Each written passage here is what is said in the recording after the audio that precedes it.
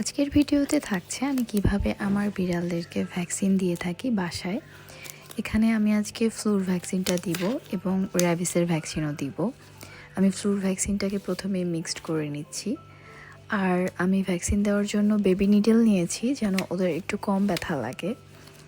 Floor ভ্যাকসিনটা ইন্টারডার্মাল দেওয়া যায়, আর র্যাবিসের ভ্যাকসিনটা ইন্টারডার্মাল মানে চামড়ার নিচে অথবা মাসেলেও দেওয়া যেতে পারে।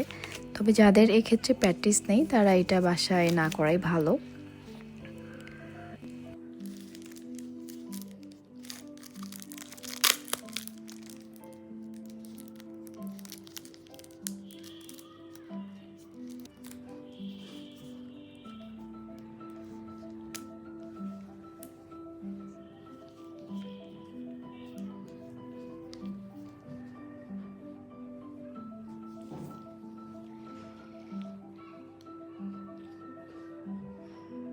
It's okay.